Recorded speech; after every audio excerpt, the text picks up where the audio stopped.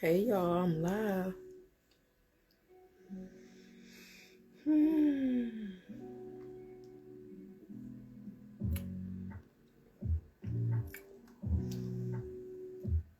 Let me see if people hop on before I get started. Today I'm doing another poetry divination. I feel like has it been a month since I did a poetry divination? I don't even know how long it's been, but I feel like a poetry divination would be cool for me today. And I trust that whatever messages come through will also serve the highest good of anybody watching, whether you come live or on the recording.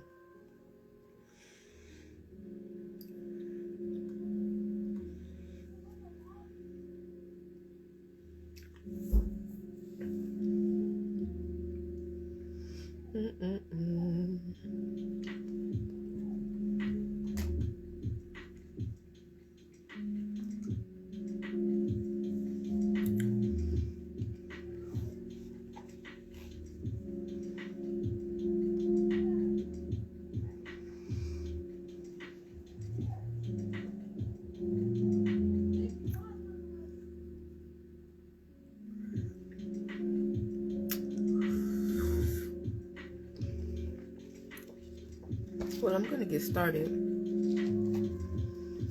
So, spirit guides, ancestors, please guide me in choosing a poem to share right now that will serve me and anyone who watches this content, whether they come live or on the recording. Thank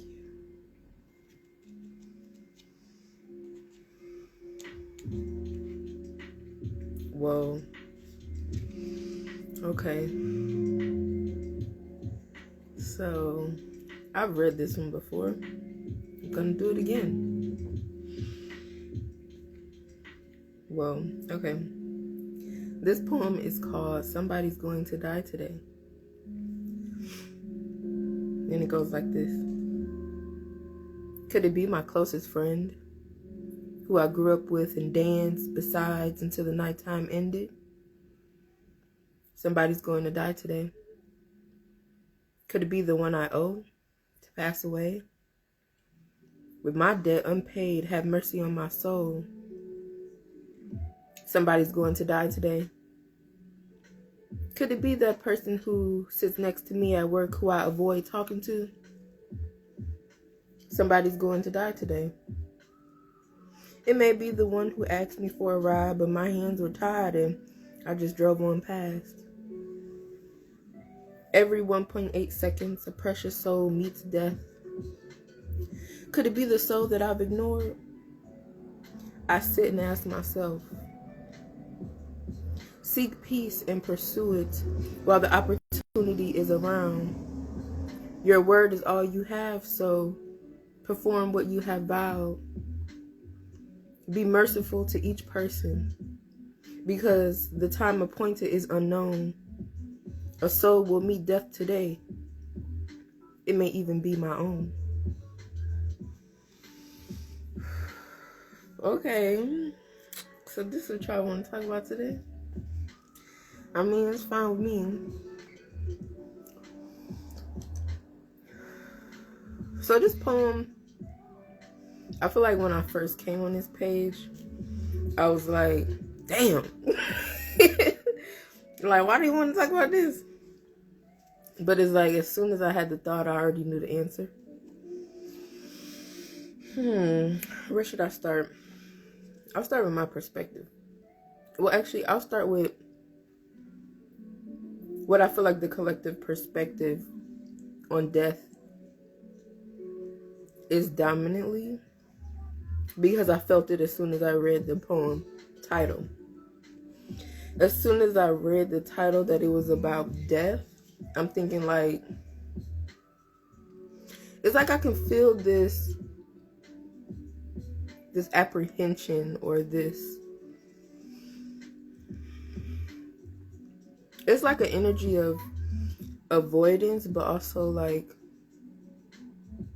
taboo. Like, we don't talk about that. But like for me personally, my perspective has really shifted on what death means to me.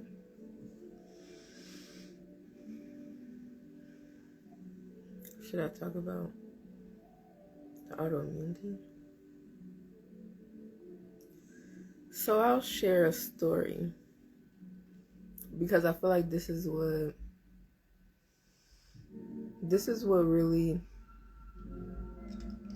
like stamped the shift in my perspective, because throughout my life I have watched a lot of movies, especially like magical stuff, sci-fi stuff. So like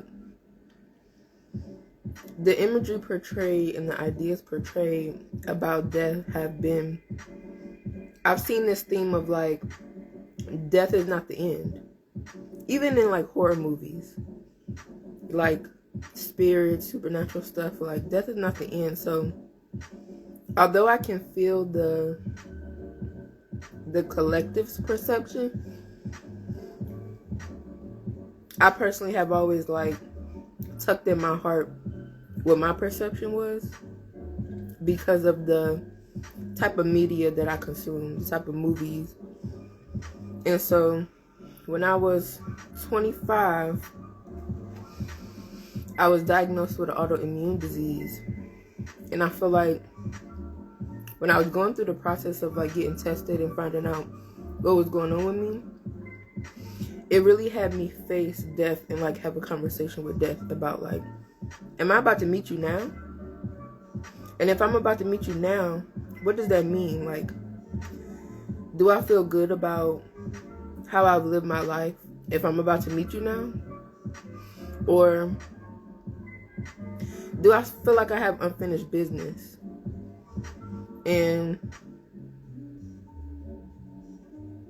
I definitely feel like I lean more towards, oh, I have unfinished business. Like, I have this passion for service, and I feel like I haven't fully done the mission. So that was in there too, but I think that since I have studied neurology, neuropsychology, my specific autoimmune disease affected my brain and my spinal cord. So it had me thinking about my intellect, my intelligence, and my memory. And I felt a lot of pity for myself about like my memory storage. And at the time I was also like, how would I describe this? I was also being presented with the idea that reincarnation is real and we have multiple lifetimes, and that our soul is the eternal part of us. So it's like I had all of these things going on in my mind about death and my specific experience with life. And I was just thinking like,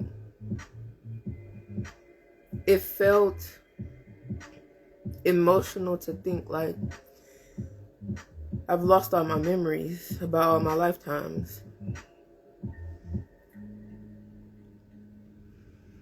It made me really emotional to think about that part of it. Like, I wasn't scared of death, but I realized like I'm still alive and I've died many times, but my soul continues to exist.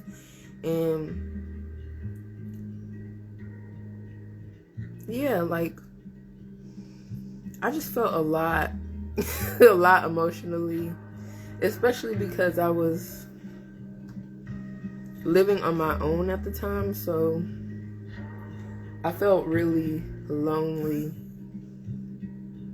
processing everything that was going on, and it was scary. It was really scary to feel alone going through all of that.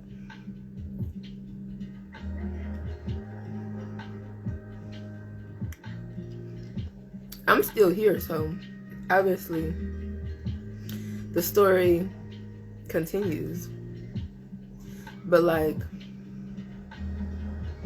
whenever there is a poem like this that reminds me of how every moment is so precious, and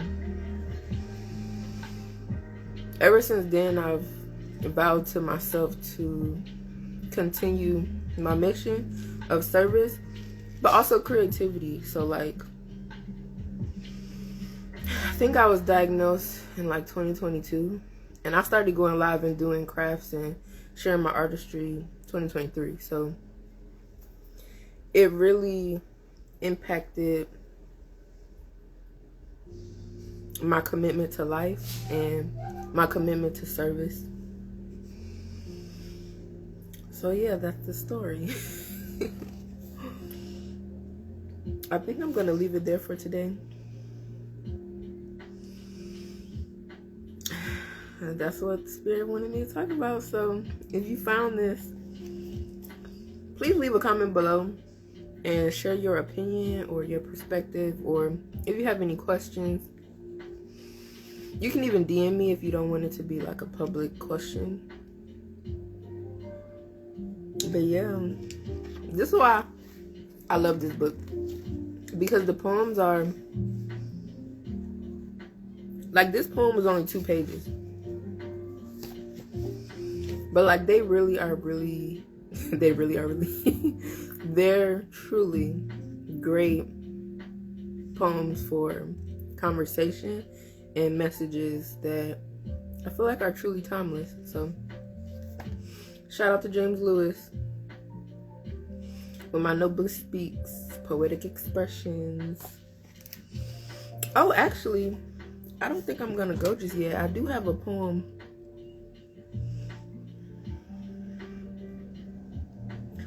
I have an original poem that I wrote recently. I would love to share it. Hold on, let me finish chewing.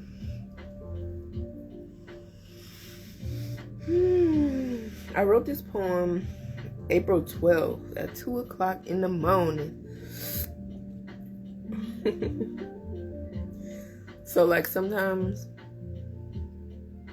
I'll send myself a text message with like a to-do list or an idea. This time it was a poem. And it goes like this. I am what I say I am. I am crystalline, supreme, so pristine. My soul shines brighter than the sun. He is my son. Well, we are one. I mean, we are already one.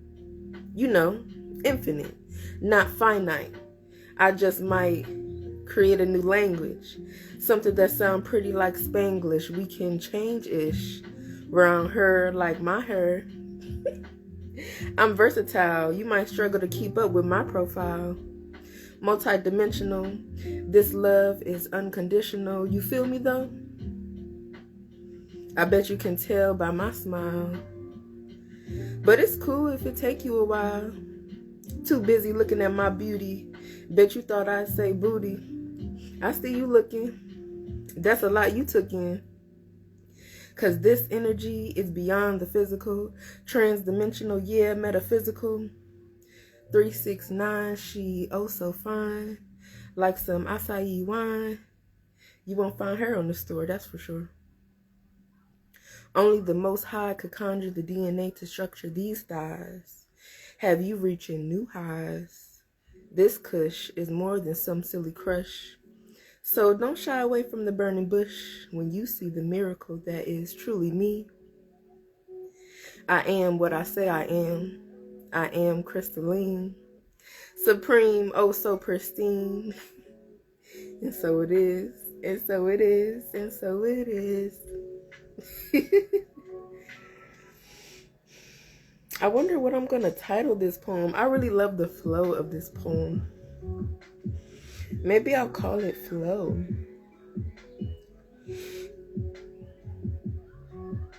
I gotta remember to put this on my website. Okay, so I'm officially complete with the poetry today. Thank you so much for being here if you made it this far. Peace.